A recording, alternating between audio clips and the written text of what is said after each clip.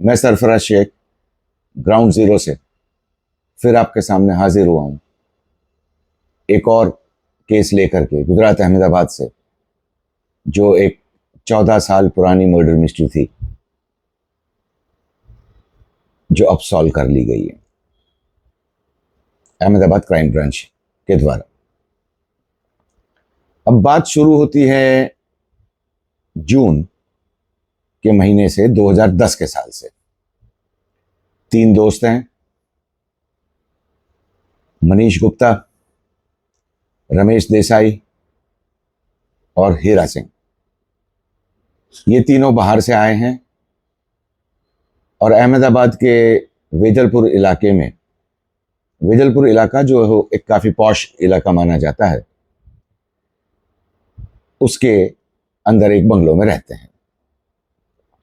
तीनों अलग अलग काम करते हैं, लेकिन रमेश देसाई और मनीष गुप्ता के बीच समलैंगिक संबंध थे। ये शायद हीरा सिंह को भी पता था, लेकिन वो इस सब में इंडल्ज नहीं करता था। 29 जून 2010 के दिन हीरा सिंह जो है वो अपनी नौकरी पर था। रमेश देसाई और मनीष गुप्ता ये दोनों घर में अकेले थे और इंटीमेट मूवमेंट्स शेयर कर रहे थे। अब उस दौरान होता यह है कि मनीष जो है वो रमेश की बॉडी पे कुछ ऐसे पार्ट्स पे काट लेता है जिससे रमेश को बहुत दर्द होता है और खून भी निकलने लगता है।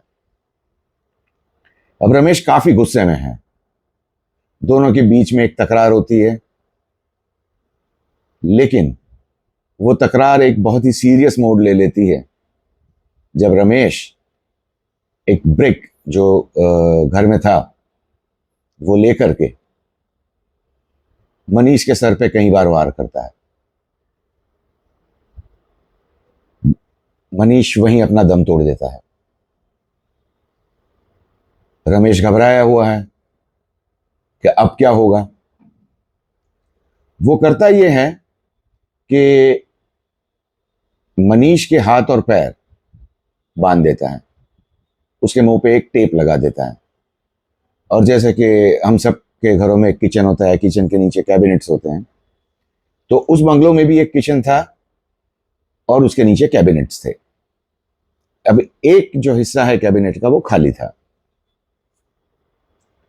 रमेश मनीष की बॉडी को उस खाली हिस्से में ठोस देता है और उसके ऊपर लूज सैंड और सीमेंट लगा करके एक कवर कर देता है उसको। शाम को हीरा सिंह घर आता है उसी दिन 29 जून 2010 के रोज, और वो देखता है कि मनीष तो घर में है नहीं, तो रमेश से पूछता है कि मनीष कहाँ गया। अब रमेश के चेहरे पे थोड़ी घबराहट तो थी। वो हीरा सिंह को बताता है कि मनीष कहीं बाहर गया है। हीरा सिंह थोड़ा इंतजार करता है, 1-2 दिन निकल जाते हैं उस बात को, और जो बॉडी की कैबिनेट के अंदर ठूसी गई है वो डिकम्पोज होना शुरू होती है। अब जब बॉडी डिकम्पोज होती है तो उसमें से एक पिक्यूलर स्मेल आती है। हीरा सिंह को कुछ गलत हुआ है, उसकी गंध उस स्मेल से आ जाती है। वो तुरंत अहमदाबाद का वेजलपुर थाना है उसको इन्फॉर्म करता है। वेजलपुर पुलिस उस बंगलो पे पहुंचती है,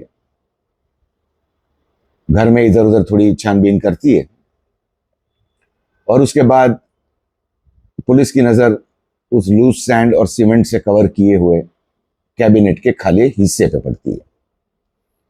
जब वो सैंड और सीमेंट हटाती है तो अंदर से बॉडी मनीष गुप्ता की डीकम्पोज हुई मिलती है। अब उसकी पहचान तो तुरंत ही हो गई थी क्योंकि हीरा सिंह वहां था, लेकिन रमेश वहां नहीं था तब। मनीष का काइनेटिक होंडा जो कुछ घंटों पहले घर के कंपाउंड में पड़ा था वो भी गायब था।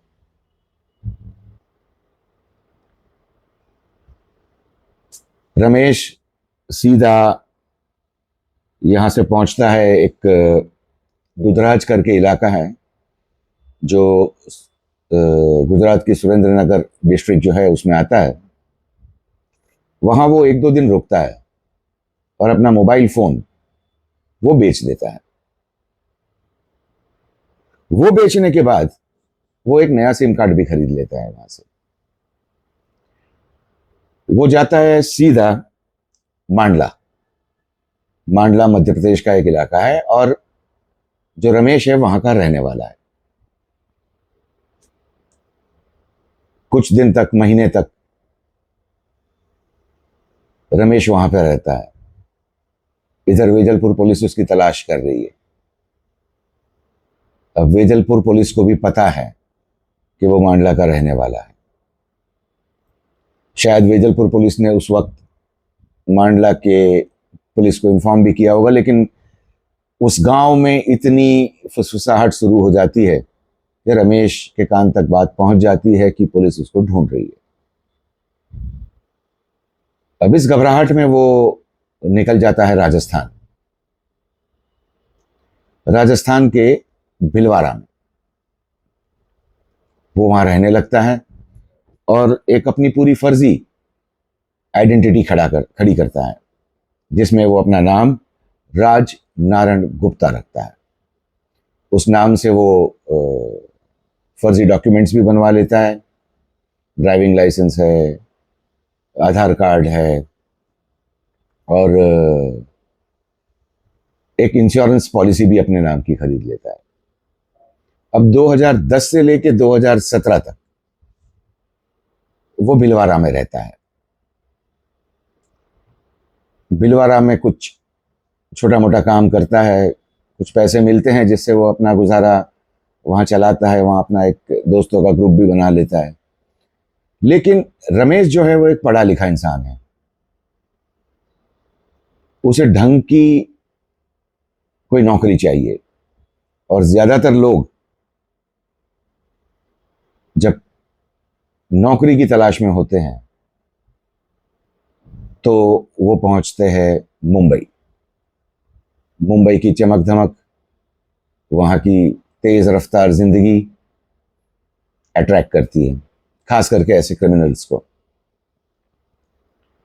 वो वहां जाता है और न्यू मुंबई के एक खारगर इलाके में होटल है, होटल विलेज। वहां पे वो कैप्टन की नौकरी कर लेता है। अब ये आ गया 2017 का साल। 2017 से लेकर के 2024 नवंबर तक वो वहीं है, पुलिस की पहुंच से दूर। पुलिस के पास उसकी कोई इंफॉर्मेशन नहीं है और ये केस करीबन, इसकी फाइलें बंद होने की कगार पे है। अब इसी दौरान अहमदाबाद जो क्राइम ब्रांच है वो एक डिसीजन लेती है कि अहमदाबाद में कहीं ऐसे मर्डर्स हुए हैं जो 20 सालों तक अनडिटेक्ट रहे हैं और उनको फिर से रिविजिट करना चाहिए। उनमें से एक केस था मनीष गुप्ता मर्डर केस, जो 2010 में काफ़ी अखबारों की सुर्खियां भी बना था क्योंकि समलैंगिक संबंध थे उसमें। उसमें मर्डर था, उसमें एक फरार एक्यूज था जो इतने सालों से पकड़ा नहीं गया था। अब ये केस सौंपा जाता है क्राइम ब्रांच के डिटेक्टिव इंस्पेक्टर सालुनके को। सालुनके काफ़ी मंझे हुए डिटेक्टिव हैं, तो वो शुरुआत करते हैं टेक्निकल एनालिसिस से। लेकिन टेक्निकल एनालिसिस जो नंबर उनके पास रमेश का था वो सुरेंद्र नगर की उस दुकान पे आके अटक जाता है, रुक जाता है जहां पे उसने अपना फोन बेचा था। लेकिन वहीं से पुलिस को एक दूसरी क्लू मिलती है कि उसने एक और मोबाइल नंबर भी खरीदा था वहां से, मोबाइल सिम कार्ड भी खरीदा था। जब उस नंबर का लोकेशन उस समय पर ट्रैक किया जाता है तो वो मांडला गांव का निकलता है। पुलिस यानी कि अहमदाबाद सिटी क्राइम ब्रांच की टीम मांडला पहुंचती है। वहां से वो अपना ह्यूमन इंटेलिजेंस नेटवर्क का सहारा लेती है, मतलब टेक्निकल एनालिसिस और ह्यूमन इंटेलिजेंस, इसका एक ये मिक्स है। वहां से पता चलता है कि रमेश जो है वो मांडला से निकल चुका है, और यहां पुलिस की जो तफ्तीश है, जो इन्वेस्टिगेशन है, वो थोड़ा रुक सी जाती है। लेकिन ह्यूमन इंटेलिजेंस एक इंपॉर्टेंट पार्ट है पुलिस इन्वेस्टिगेशन का, जिसका बखूबी इस्तेमाल किया गया है यहाँ पे। और पुलिस को एक टिप ऑफ मिलती है कि वो मांडला से भाग करके राजस्थान भिलवाड़ा गया था। फिर अहमदाबाद क्राइम ब्रांच की एक टीम भिलवाड़ा जाती है। वहां उसको पता चलता है कि मनीष गुप्ता आया तो था यहाँ पे, लेकिन फोटो तो था, बताती है लोगों को। तो बोले ये मनीष गुप्ता नहीं है, इसका नाम था राज नारायण गुर्जर। क्योंकि वो जो मनीष था, रमेश आया तो था वहां पे, सॉरी, लेकिन उसने अपना नाम बदल दिया था। तो वहां के लोग बोलते हैं कि ये रमेश नहीं है, ये राजनारायण गुर्जर है। यहां से पुलिस को पता चलता है कि रमेश ने अपना पूरा आइडेंटिटी चेंज कर दिया है। वो अब रमेश से राज नारायण गुर्जर हो चुका है। उसने एक इंश्योरेंस पॉलिसी भी खरीद रखी है, ये भी पुलिस को पता चलता है। अब पुलिस जो है वो अपनी तफ्तीश थोड़ी आगे बढ़ाती है तो उसको पता चलता है कि 2017 में 7 साल के बाद मर्डर, रमेश मुंबई चला गया था। मुंबई पुलिस का सहारा लेती है अहमदाबाद क्राइम ब्रांच, और फोटो तो थी उनके पास, पुरानी फोटो थी। अब 14 साल के बाद आदमी का हुलिया भी बदल जाता है, वो बूढ़ा भी हो जाता है और थोड़ा दिखने में फर्क आता है। तो पुलिस एक इमेज बनवाती है फोरेंसिक्स की हेल्प लेकर के कि 14 साल के बाद रमेश कैसा दिखता होगा। अब उस फोटो को सर्कुलेट करने के बाद उसे पता चलता है कि रमेश खारगर के इलाके में एक होटल में नौकरी कर रहा है कैप्टन के तौर पे, और वो 25 नवंबर को, यानी कि इस साल 2024 25 नवंबर को मुंबई से राजस्थान भिलवाड़ा अपने दोस्तों को मिलने निकला है ट्रेन से।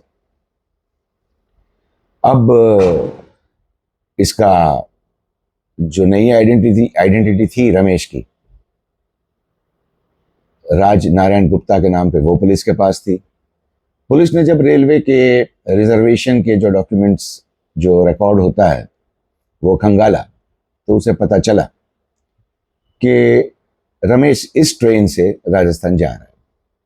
अब मुंबई से जब ट्रेन निकलती है राजस्थान जाने के लिए, तो वो अहमदाबाद रेलवे स्टेशन पे आती है।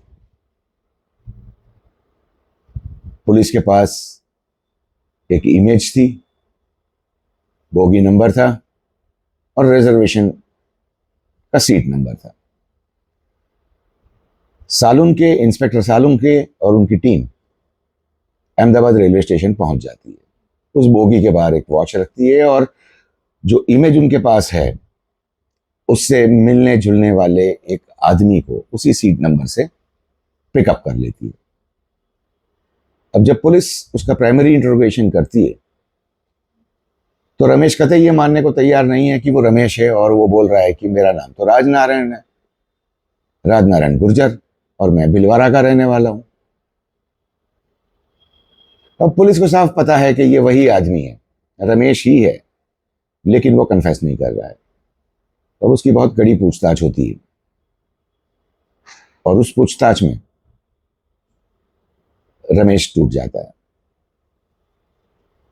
वो कबूल कर लेता है कि 29 जून 2010 को मनीष गुप्ता की जो हत्या हुई थी वो उसी ने की थी, और उसका रीजन ये था कि मनीष ने इंटीमेट मूवमेंट्स के दरमियान उसके शरीर के कुछ हिस्सों पे काट लिया था, जिससे उसको गुस्सा आ गया था और उसने मनीष की हत्या कर दी थी। अब इस तरह 2010 में बनी एक मर्डर मिस्ट्री को 2024 में अहमदाबाद क्राइम ब्रांच ने सॉल्व कर लिया। इसी तरह अब अहमदाबाद क्राइम ब्रांच जो है, बहुत से ऐसे मर्डर केसेस हैं जो 16, 18, 20 साल से अनसॉल्व्ड पड़े हैं अहमदाबाद में, और उनको सॉल्व करने की कोशिश कर रही है। अहमदाबाद क्राइम ब्रांच को इस केस में तो कामयाबी मिल गई है, लेकिन देखते हैं कि जो दूसरे अनसॉल्व्ड केसेस हैं जो अहमदाबाद में दर्ज हैं, उसको अहमदाबाद क्राइम ब्रांच सॉल्व कर पाती है। हमारा विश्वास है कि जिस तरह अहमदाबाद क्राइम ब्रांच की टीम काम कर रही है, वो जरूर सॉल्व कर पाएगी। तो इस एपिसोड में, सरफराज फ्रॉम ग्राउंड जीरो के इस एपिसोड में बस इतना ही। मैं आपसे रिक्वेस्ट कर रहा हूं कि आप ये प्रोग्राम जरूर देखिए और इसको सब्सक्राइब भी कीजिए।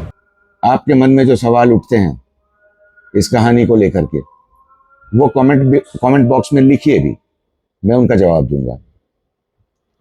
आज के लिए इतना ही। सरफराज की ओर से नमस्कार।